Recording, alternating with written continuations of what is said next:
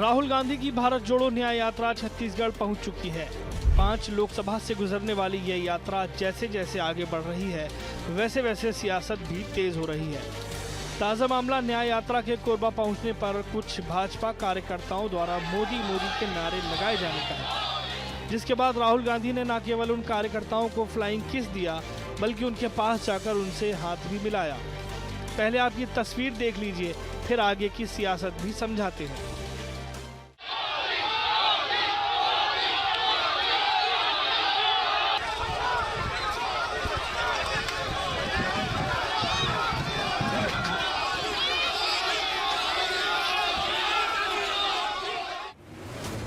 राहुल गांधी के इस flying kiss के बाद अब जरा सूबे की तेज हुई सियासत के मर्म को भी समझिए।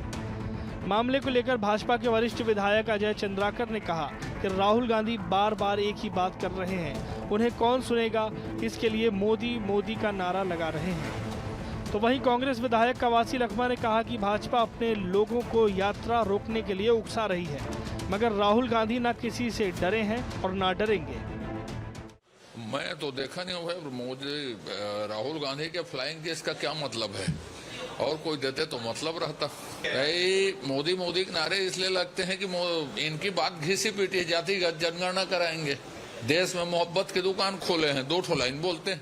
राहुल गांधी न कभी डरेगा न झुकेगा, उनको मोहब्बत प्यार बांटा है। ऐसा घटना ऐसा कृत्य कर सकता है तो भारतीय जनता पार्टी कर सकती है। राहुल गांधी का यह फ्लाइंग किस कोई नया नहीं है। सदन से लेकर सड़क तक इस विषय पर दर्जनों बार चर्चा भी हो चुकी है, मगर सवाल यह है कि तथाकथित नफरत के बाजार में मोहब्बत की दुकान खोलने क्या फ्लाइंग किस ही जरिया है।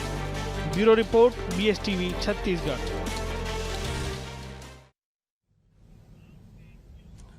नमस्कार, जवाब तो देना होगा। मैं आप सभी का स्वागत है। मैं हूं डॉक्टर अवधेश मिश्रा। छत्तीसगढ़ की सियासत में राहुल गांधी के एंट्री के साथ ही जो सियासत शुरू हो गई है, दरअसल वो सियासत हुई है फ्लाइंग किस के जरिए।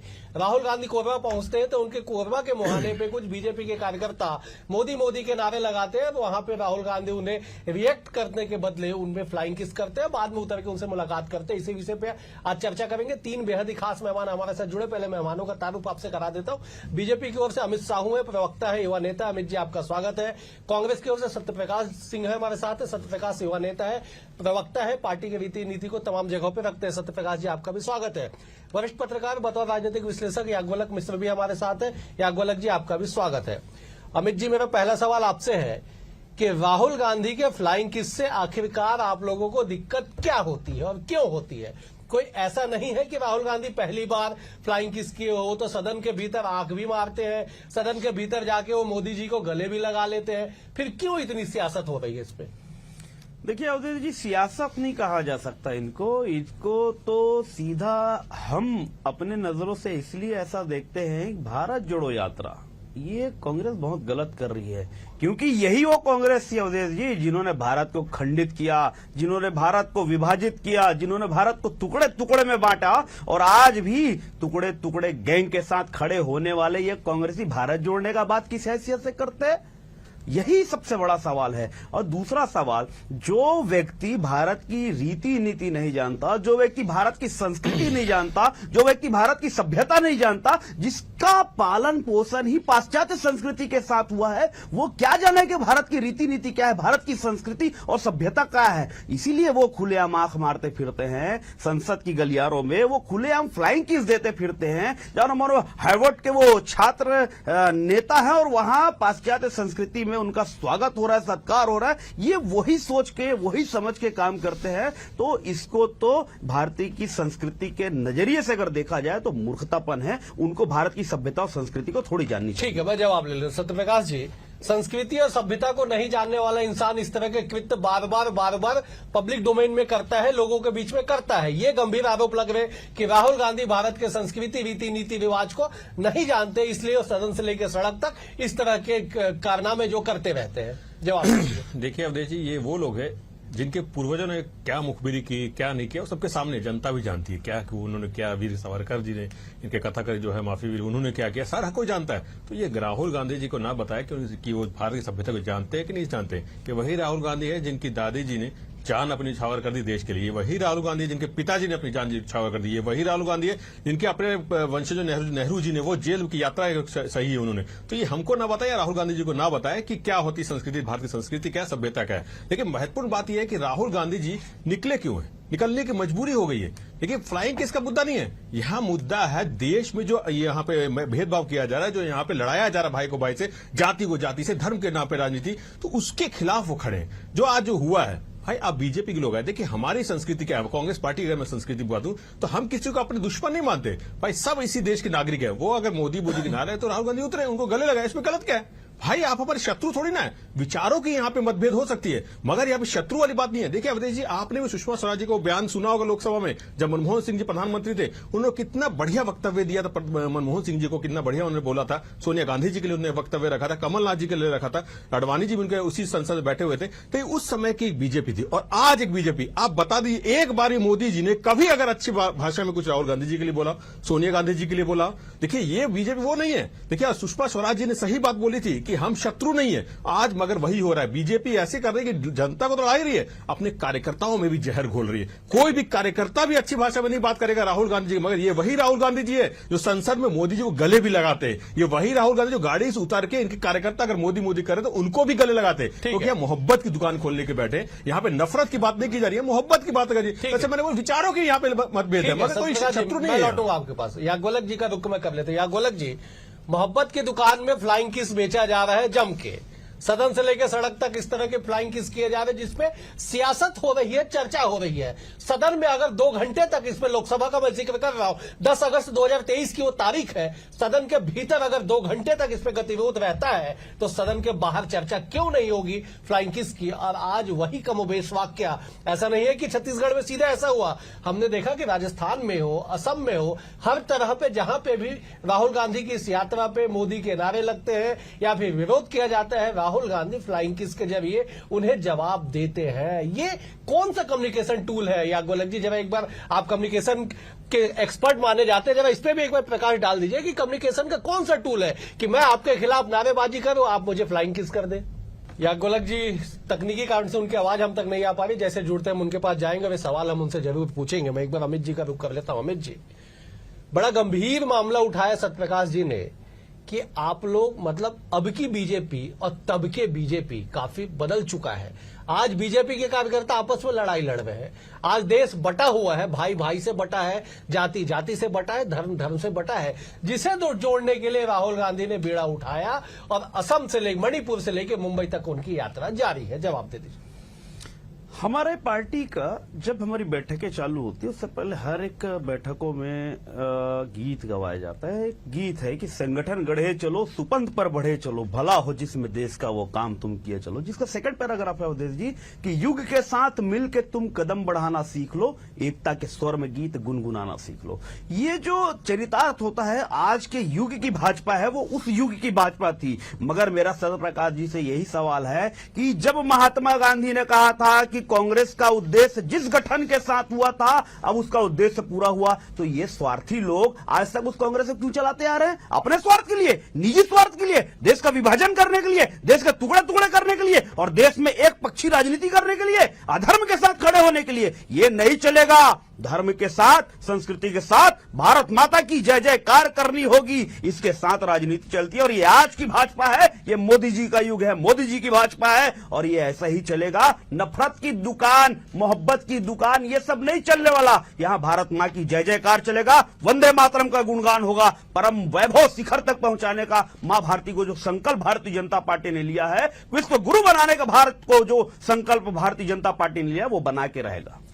विश्व गुरु भारत बनेगा। सत्यप्रकाश जी, आप लोग मोहब्बत की दुकान चलाते रहिए, आप लोग फ्लाइंग किस के जरिए लोगों तक पहुंचते रहिए, भारत अखंड भारत बनेगा, ये संकल्प बीजेपी ने ले लिया। ये जवाब है। अब आप जवाब दे दीजिए। देखिए अवधेश जी, जैसे मैंने अभी बोला, अमित शाह जी बहुत वरिष्ठ प्रवक्ता है बीजेपी के, इन्होंने बात कहां से कहां ले गए। मैंने तो मोहब्बत की बात की, ये इतने गर्म हो रहे हैं, तो वही मैं बोलना चाहूँ। इन्होंने एक बार अभी भी, जैसे पहले वक्त बोला, राहुल गांधी जी यादें भी दिलाई जाएगी। राहुल गांधी के लिए अच्छा नहीं बोले, कांग्रेस, जैसे मैंने बोला राहुल गांधी के लिए कुछ अच्छा बोले नहीं बोले, कांग्रेस पार्टी के लिए कुछ अच्छा बोले नहीं बोले। अरे तो फिर इतिहास दिला देता हूँ, आरएसएस क्यों बैन हुआ था? आप ये आरएसएस एक पहली यहाँ पे संगठन है जो बिना रजिस्ट्रेशन चल रही है इतने सालों से, उसको बैन भी किया गया था, उसका बैन भी हटा था, तो सिर्फ और सिर्फ इसीलिए शर्तों पर हटा था, तो वो क्या कर रही है ये भी बता दी।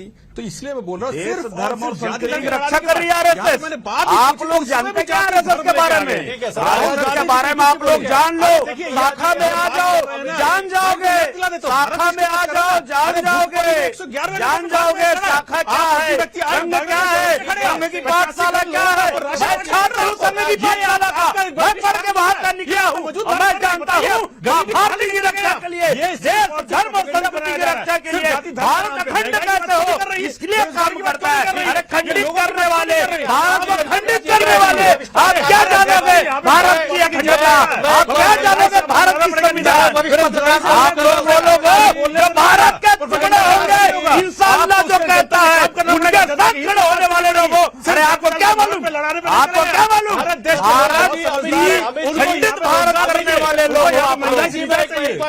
एक बार मैं याज्ञवल्क्य जी का रुख कर लेता हूं। अगर आप लोग ऐसे जवाब देंगे तो मशीन भी कंफ्यूज हो जाएगा कि किसकी बातों को जनता तक पहुंचाए। जब मशीन को अपना काम करने दीजिए, आप लोग एक एक करके बोलेंगे तो आपकी बातें बेहतर तरीके से जाएंगी जनता तक। इस बात को समझिए। आप लोग अगर एक साथ बोलेंगे तो मशीन भी हाथ खड़े कर देगा कि साहब हम आपकी बातें नहीं पहुंचा पाएंगे। तो मशीन पे रहम करिए। आप लोग ओजस्वी वक्ता है, ओजस्वी पार्टी के बड़े नेता है, आप लोग थोड़े से सिस्टम के साथ आगे बढ़ेंगे तो आपकी बातें बारी बारी से आएंगी। मैं एक बार याज्ञवल्क्य जी का रुख कर लेता हूं उसी सवाल के साथ जो पहले मैंने उनसे पूछा था। याज्ञवल्क्य जी, भारत अखंड होगा, राहुल गांधी मोहब्बत की दुकान चला रहे हैं, लेकिन मोहब्बत की दुकान में ऐसा कौन सा कम्युनिकेशन टूल चलाया जा रहा है कि मैं आपका विरोध करूं और आप बदले में फ्लाइंग किस कर दें? ये कोई पहली घटना नहीं।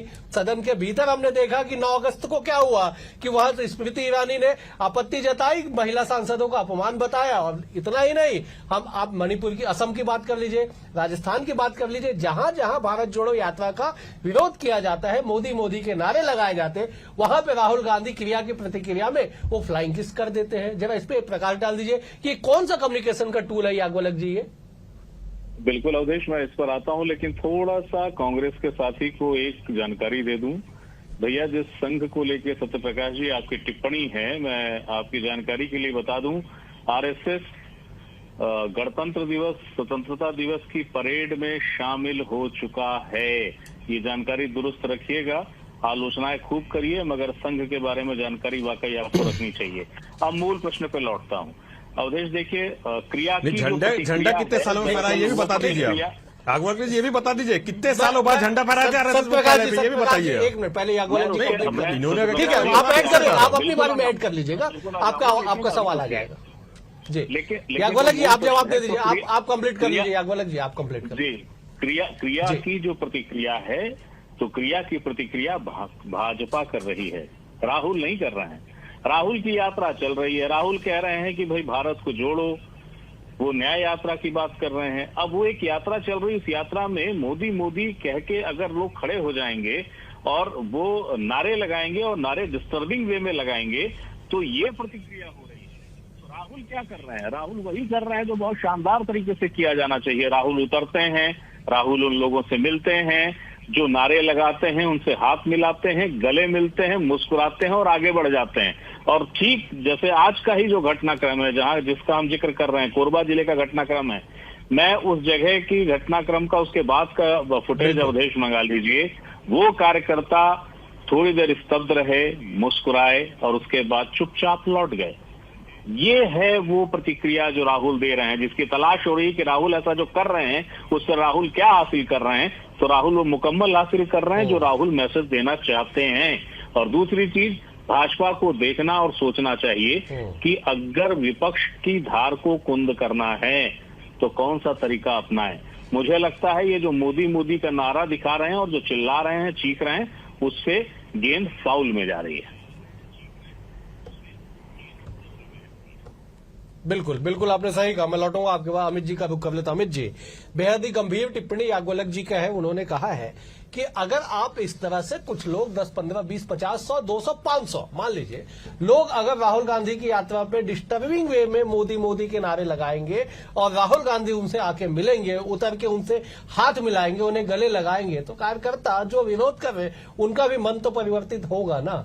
कैसे काम चलेगा अमित जी? देखिए अवधेश जी, पूरा देश मोदी मोदी के नारों से गूंज रहा है, चाहे कश्मीर हो, चाहे कन्याकुमारी, चाहे पूरा देश का चारों कोना जो है मोदीमय हो चुका है। और ऐसे में अगर ये मोहब्बत की दुकान चलाने वाले लोग और कभी कभी तो ये डाउट भी होता है कि इनकी जो परवरिश है राहुल गांधी जी की वो विदेश में हुई है, पाश्चात्य संस्कृति में हुई है, इसलिए अभी ये चुम्मा चाटी का माहौल इसलिए चला रहे हैं ताकि वो पाश्चात्य संस्कृति में पलने वाले हैं। और वैलेंटाइन डे वीक चल रहा है, मगर राहुल गांधी जी को ये नहीं मालूम कि भारत में वैलेंटाइन डे मनाना प्रतिबंध है। और वैलेंटाइन वीक जो है, राहुल गांधी अगर इस सोच को लेकर चल रहे हैं, पाश्चात्य संस्कृति को अपनाते हुए यहां दर्शाते हुए चल रहे हैं, तो ये गलत है बिल्कुल। और चूंकि विरोध का कोई सवाल नहीं है, जब सारा देश मोदी मोदी के नारे लगा रहे तब कोरबा कैसे पीछे रहेगा भाई? कोरबा के कार्यकर्ता, कोरबा के निवासी कैसे पीछे रहेंगे? वो भी तो मोदी मोदी का गुणगान करेंगे, क्योंकि मोदी है तो मुमकिन है। बिल्कुल बिल्कुल ठीक है, मोदी है तो मुमकिन है। सत्यप्रकाश जी, वैलेंटाइन डे वीक चल रहा है, इसका असर दिखाई पड़ रहा है राहुल गांधी पे, इसलिए क्योंकि विदेशी संस्कृति में, विदेश के संस्कृति सभ्यता में वो पले बढ़े हैं। देखिए अवधेश, एक तो मैं बोलूंगा, अमित शाह जी बोल रहे हैं कि पूरा देश मोदी मोदी कर रहा है, सही बात बोल रहे हैं, पूरी जनता मोदी मोदी कर रही है। वो इसलिए करिए भाई, हमको 2 करोड़ रोजगार कब मिलेगा? जो वादा किया वो निभाया है, इसलिए मोदी मोदी कर रहे हैं, के लिए मोदी मोदी कर रहे हैं। मोदी है मोदी तो को मोदी जनता है। तलाश रही है, रोजगार के लिए, महंगाई से निजात दिलाने के लिए, पेट्रोल 30 रुपए मिलने के लिए, सिलेंडर 500 रुपए मिलने के लिए मोदी मोदी इसलिए जनता कर रही है। देखिए, जहां तक मैं बार बार बोलूं, उनकी भारत की संस्कृति की बात हो, उनकी पैदाइश की बात हो, ये कौन लोग होते हैं इन पर सवाल खड़े करने वाले? अरे तुम कौन होते हो वाले? क्यों कहाँ होते हो? आपको अधिकार नहीं है सवाल करने का, संघ पे सवाल करने का, आपको कोई औचित्य नहीं है। खून दिया आपको अगर संघ को जानना है तो शाखा में आकर देखो संघ क्या करता है। अरे कांग्रेस की खून है ना, नहीं समझेगा संघ क्या है। संघ को जानना है तो संघ को समझना पड़ेगा, संघ को जानना है तो संघ में समझना पड़ेगा। बात करेंगे गांधी परिवार का तलवे चाटने से कुछ नहीं होगा, तलवे चाटता जीवन बीत जाएगा। एक ही परिवार के जीवन खत्म हो जाएगा, जीवन समाप्त हो जाएगा। कब तक गांधी परिवार का तलवे चाटोगे? कब तक तलवे चाटोगे? अरे चाटते चाटते हद हो गई, चम्मच बन गए हो। राहुल गांधी, प्रियंका गांधी अभी 2 फसल तैयार हो गए, तैयार हो गया, उनको तैयार रहो। संघ पे आवाज उठाने का अधिकार औचित्य नहीं है। उन लोग कान खोल गए कांग्रेस की, दिक्कत हो रही है। ठीक है सत्यप्रकाश जी, अमित जी, आप लोग बार बार उसी ट्रैक पे चले जा रहे हैं जिस ट्रैक पे मैं नहीं चाहता हूं कि आप लोग चले जाए, लेकिन बार बार आप, ठीक है मैं माना कि आप दोनों बेहद युवा नेता है, अपनी पार्टी के खिलाफ एक शब्द भी नहीं सुन सकते और वैसे भी अपने खिलाफ सुनना भी नहीं चाहिए, लेकिन बारी बारी से मत सुने ना साहब, एक साथ सुनेंगे तो कैसे समझ आएगा? देखिए आप दोनों लगातार बोले जा रहे, सुनाई समझ नहीं आ जाए। आपकी बातें जनता को समझाने के लिए, जनता तक आपकी बातों को पहुंचाने के लिए आप अगर ऐसे बोलेंगे तो कैसे काम चले? भाई याज्ञवल्क्य जी का रुख करता हूं, फिर मैं चाहूंगा कि बारी बारी से आप लोग अपनी बारी में आप खड़े होकर जोर से टेबल पटक के आप जवाब दीजिए, मैं आपको पूरा अलाउ करूंगा, लेकिन अपनी बारी में बोलेगा। अमित जी, सत्यप्रकाश जी, विशेष निवेदन आप लोग से। मैं याज्ञवल्क्य जी का रुख कर रहा था। याज्ञवल्क्य जी, जिस तरह से पैदाइश और परवरिश से सियासत जो शुरू हुई है वो अब देश में एक छत्र राज तक आ चली है। बीजेपी दावा कर रही है कि कन्याकुमारी से लेकर कश्मीर तक, कश्मीर से कन्याकुमारी तक मोदी मोदी का जाप हो रहा है, तो वहीं दूसरी तरफ कांग्रेस कह रही है कि लोगों का विश्वास कांग्रेस के प्रति, राहुल गांधी के प्रति बढ़ता जा रहा है। तमाम अगर इन राजनीतिक तस्वीरों को आप देखेंगे तो क्या इसका असर होता दिखाई पड़ रहा है छत्तीसगढ़ में, खास करके क्योंकि इसलिए छत्तीसगढ़ का जिक्र, क्योंकि छत्तीसगढ़ में यात्रा मौजूद है, कल भी रहेगी, संभवतः परसों तक यहां से विदाई हो जाए। याज्ञवल्क्य जी, छत्तीसगढ़ में इसका असर होगा, ऐसा नहीं है कि असर नहीं होगा। दूसरी चीज, इंडिया इज इंदिरा और इंदिरा इज इंडिया।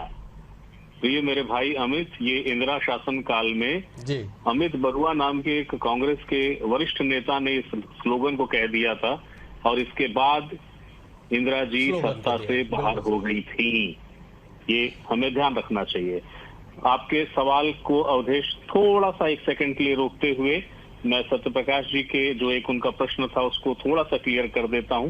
ये कोई बहस का मुद्दा नहीं है सत्यप्रकाश जी, पर ध्यान रखिएगा, संघ कार्यालय में राष्ट्रीय ध्वज लहराया गया था, मगर तब जब सुप्रीम कोर्ट से इसकी अनुमति मिली थी। राष्ट्रीय ध्वज लहराने का जो विषय था वो प्रतिबंधित था, उसके नियम थे। जैसे ही वो स्वतंत्र हुए, संघ में भी लहराया गया। संघ पर विषय फिर कभी स्वागत है आपका, सर्च करूंगा। अब मूल मुद्दे पे अवधेश वापस आ जाता हूँ। बिल्कुल, देखिए, विरोध का जब भी तरीका ऐसा होगा कि सेल्फ गोल करेंगे। सिर्फ आपके पास कोई इशू नहीं है, एक आदमी रैली लेके निकला है, उसके साथ उसके समर्थक हैं, वो ऐसी कोई बात नहीं कह रहा है जिससे विश्व का फैलाव हो रहा है। वो कह रहा है कि अच्छे से रहो, नागरिक अपने अधिकारों की बात करें, नागरिक अपने कर्तव्यों की बात करें, नागरिक अपने सवालों को पूछें। अगर वो ये कह रहा है तो आपको उस लेवल पे जाके, उस फ्रिक्वेंसी पे जाके बात करनी पड़ेगी।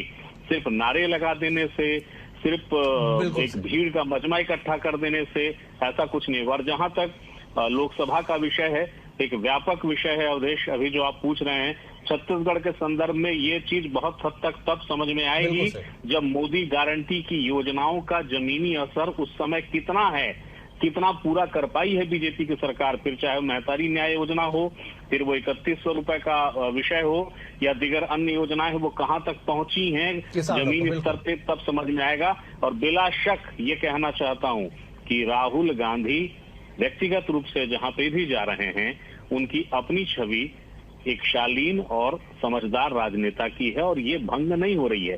ये बिल्कुल सही है कि हम इस दौर में कट पेस्ट की पॉलिटिक्स देख रहे हैं, और इस कट पेस्ट की पॉलिटिक्स का एक व्यापक व्हाट्सएप पे प्रचार भी होता है, लेकिन राहुल की अपनी एक छवि है और वो शानदार तरीके से बढ़ रही है। लेकिन इसके साथ ये भी है, लोकसभा में राहुल गांधी चुनाव नहीं लड़ेंगे। कांग्रेस की अपनी रीति नीतियां और अपना कल्चर है। बिल्कुल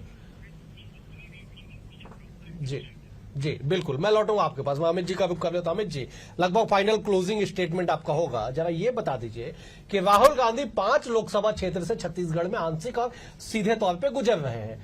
5 लोकसभा में इसका असर होगा, और सबसे बड़ी बात ये कि राहुल गांधी को छवि को लेके तो याज्ञवल्क्य जी और देश के तमाम वरिष्ठ पत्रकार कह रहे हैं कि वो अपनी छवि को मजबूत करते जा रहे हैं। क्या धरातल पे आप लोगों को ऐसा दिखाई पड़ रहा है कि इसका लाभ कांग्रेस को होगा? देखिए अवधेश जी, इस आपके सवाल का मैं एक ही शब्द में जवाब दूंगा। हम भारतीय जनता पार्टी के कार्यकर्ता मानते हैं कि राहुल गांधी जी जो है ना, भारतीय जनता पार्टी के राष्ट्रीय प्रचारक है। वो जहां जहां से उनकी यात्रा गुजरी है, आज छत्तीसगढ़ में उनका आगमन हुआ है, छत्तीसगढ़ में उनके कदम पड़े हैं। निस्संदेह अवधेश जी, यहां से आपके इस चैनल के माध्यम से मैं बोल रहा हूं, ये लाइव डिबेट है, रिकॉर्डेड डिबेट है। मैं कह रहा हूं 11 की 11 सीट जो है लोकसभा की जीतेंगे। राहुल गांधी जी हमारे स्टार प्रचारक छत्तीसगढ़ में आ चुके हैं। बहुत बहुत अभिनंदन है राहुल गांधी जी का। यही मेरा ठीक है सवाल प्रकाश जी, बड़ा तंज है कि राहुल गांधी भाजपा के राष्ट्रीय प्रचारक है, राष्ट्रीय कैंपेनर है। जहां जहां वो जाएंगे भाजपा का जीत सुनिश्चित हो गया। अमित जी ने मध्य प्रदेश का उदाहरण शायद देने से चूक गए कि 22 सीटों पे भारत जोड़ो यात्रा निकली थी, 18 सीट पे बीजेपी जीत गई। मध्य प्रदेश का जिक्र इन्हें करना था, लेकिन उन्होंने नहीं किया, क्योंकि सब लोग इस बात को जानते हैं। अब जवाब दे दीजिए। देखिए अवधेश जी, वो तो कर्नाटक भी गए थे, हिमाचल भी गए थे। देखिए हर चुनाव अलग तरीके से होता है और हर मुद्दे अलग होते हैं। मैं उस पर ज्यादा नहीं जाऊंगा। देखिए राहुल गांधी जी की बात करो, यात्रा की बात करूं, राहुल गांधी जी से आपको डर नहीं है? अगर यात्रा से डर नहीं तो इतना खौफ क्यों? उनको रोकने के लिए क्यों किया जाता है? पहले भी आपको याद होगा कोरोना का भय दिखा के रोकने की कोशिश की थी। अभी भी जिस टाइप से अड़चन पैदा कर रहे हैं, वहां जाके मोदी मोदी बोला। तो अगर आपको राहुल गांधी जी, अगर आपको ऐसा लग रहा है कि आप ही के स्टार प्रचारक है, तो उनको रोकने की कोशिश क्यों की जा रही है? उनके बारे में ऐसे बोलने की जरूरत क्यों पड़ रही है आपको? आपको तो जाने देना चाहिए कि हाँ ठीक है जाइए, कोई हमको अड़चन पैदा नहीं करेंगे। यहां तक कि असम में क्या हुआ आपने भी देखा, वहां तो यात्रा को पूरी तरह से रोका गया। वहां के मुख्यमंत्री जी तो यहां तक बोले हम सुरक्षा तक नहीं देंगे। तो क्यों आपको क्या डर है आपको राहुल गांधी से? अगर इतने ही आपको लग रहे हैं तो आपको नहीं डरना चाहिए ना। यही मैं बोल रहा हूं कि इनके साथ जो भीड़ जा रही है, जो जनता का प्यार उमड़ रहा है, जो जनता का समर्थन उमड़ रहा है, इनको मालूम है कि मोदी जी के सामने अगर कोई विकल्प है तो राहुल गांधी है, क्योंकि जनता की आवाज है, वो जनता के मुद्दे उठा रहे हैं। इसलिए आपको 150 विपक्षी सांसदों को निलंबित करना पड़ता है, क्योंकि जनता की आवाज कोई उठा रहा है। तो आज की तारीख में राहुल गांधी जी उठा रहे हैं, बहुत मजबूती के साथ उठा रहे हैं। इनको मालूम है राहुल गांधी जी, एक चीज बोलूंगा, देखिए मोदी जी का नारा लगाने के राहुल गांधी जी के सामने क्यों गई? भूपेश बघेल जी के सामने, क्योंकि इनको मालूम है कि मोदी जी के सामने कोई अगर राहुल गांधी उसी से घबराहट हो रही है। अगर इनको मालूम है राहुल गांधी और यात्रा करेंगे, इनके लिए वो मजबूरी हो जाएगी कि राहुल गांधी की यात्रा रोकना पड़ेगा। याज्ञवल्क्य जी के पास जाऊंगा मैं, 10 सेकंड के लिए याज्ञवल्क्य जी के पास जाऊंगा। याज्ञवल्क्य जी, राहुल गांधी की यात्रा कल यहां से गुजर जाएगी, सियासत लेकिन यूं ही चलती रहेगी। इस सियासत का अंतहीन सियासत का अंत आपको कहां दिखाई पड़ रहा है राहुल गांधी के इमेज को लेके? 10 सेकंड में जवाब दे दीजिए, मुझे क्लोज करना पड़ेगा। याज्ञवल्क्य जी, राहुल गांधी बहुत अपनी शानदार तरीके से अपनी छवि को बनाते चले जा रहे हैं। जो एक व्यापक मेहनत लगी है उनकी छवि को भ्रमित करने में, या चंपक पढ़ने वाले की युवा के लेकर एक जो छवि बनी है, जिसमें बीजेपी सफल हुई थी बहुत व्यापक करते, उसको बिल्कुल तरीके से तोड़ा है राहुल ने, और राहुल उसमें सफल हुए हैं।